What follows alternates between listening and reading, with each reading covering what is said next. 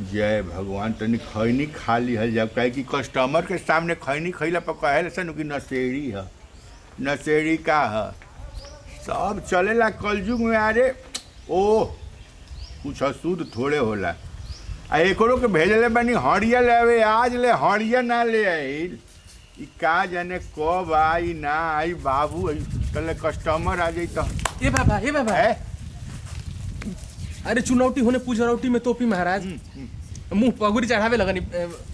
सुन ना हड़ी वाले ले हा। हई क्या लेल बनी हड़िया भरुका हो गई। ई हड़िया हा।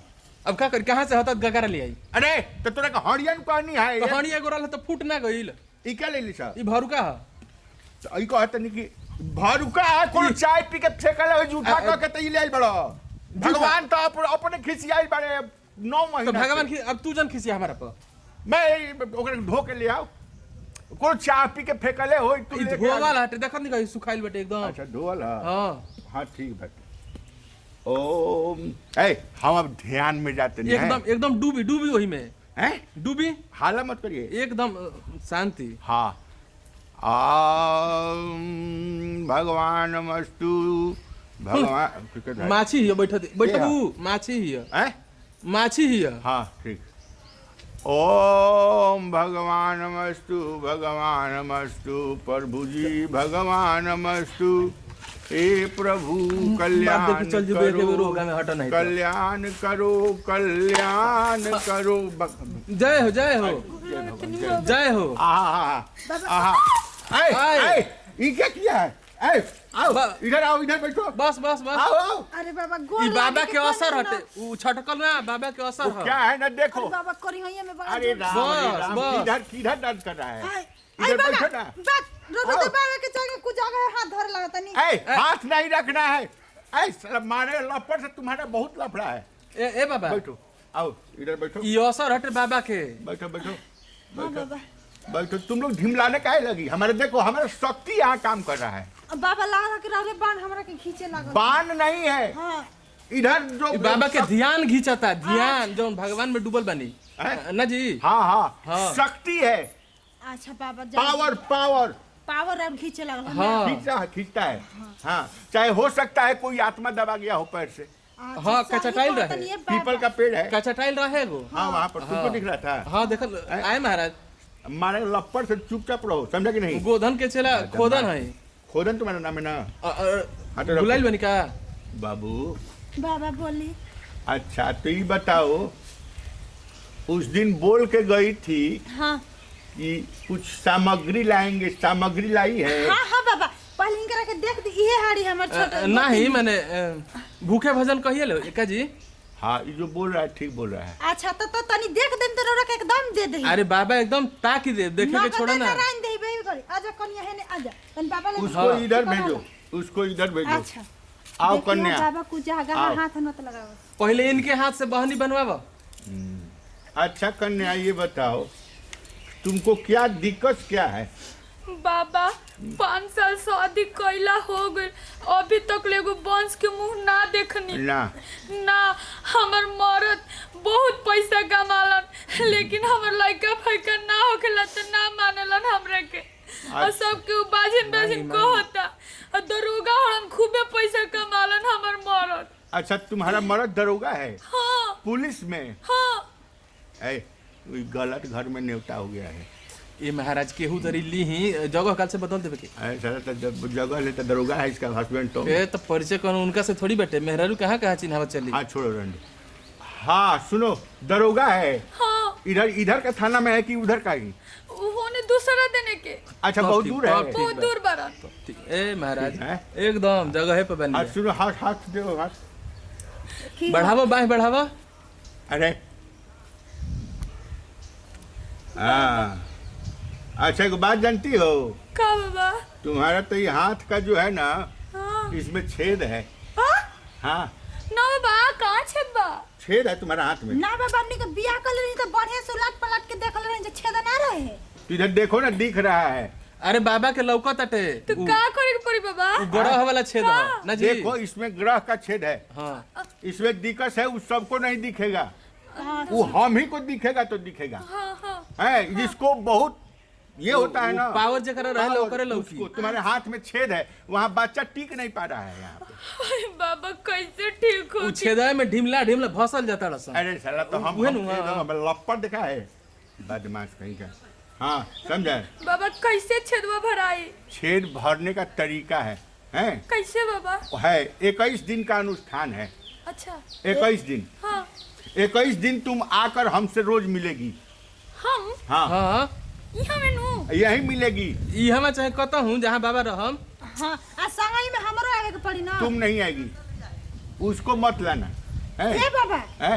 ई काहे अकेले उनकरा के बोलात नहीं, हमरा के नहीं बोला। फिर से तोहरो आशीर्वाद चाही का? सुनो, पूरा बुझता कि पहले से एकदम में तक सवादू खोल देता करी। बाबा देखी ना, देखो क्या है ना, इस परिधि में इतना एरिया में जब मंत्रोच्चारण होगा हाँ हाँ और जब हम क्रियाकलाप करेंगे हाँ तो जो जो रहेगा उस सब पर पड़ेगा। अच्छा देखो बाल बच्चा वाला जब पूजा होता है ना, हाँ तो इसको भी हम हटा देते हैं। हाँ हम हट जाए, हम जाना तनी बाबा। इसको भी हटा देते हैं, वहाँ पर कोई नहीं रहता है, खाली इसको बच्चा चाहिए वही रहेगा।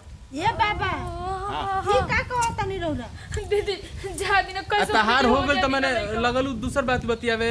हाँ का चाहता इनके ना पियो खो, छोड़ दी बाबा, छोड़ दी चाहता तो। देखी खिसियाई जब मत जाओ, तुमको जब नहीं ये है तो जाओ। अरे ना बाबा देखी देखी बाबा। और घोड़े पे हम गिरा तनी भाई दे देखी। हाँ खुश रहो, जल्दी खुश रहो। हो कैसे हो कदी हाथ फेर दे के हो जा बाबा। अच्छा सुना, आलू ये लाई हो, आलू चावल नहीं अरे रखिए ये बाबा अतने ना कही ना। बाबा हमर लड़का हो जेनु, हमर मरद इतना गहना रख ले बन, सब रवा के दान कर दे हम लेडीज है कि गहना देखत पहनेंगे। नहीं, हाँ। गहने के सब सोने के गहना हटे। ई वाला हाँ हाँ बाबा, लेकिन हम चाहते नहीं मेरे को लड़का हो जानू बाबा। हो जाएगा, हो जाएगा। रवा के इतना खुश कर दे हम कि कबो रवा के क्यों दान पुण्य उतना ना कोई ले ना होती। है, हाँ लेकिन तुम्हारा मर्द दरोगा नहीं जी।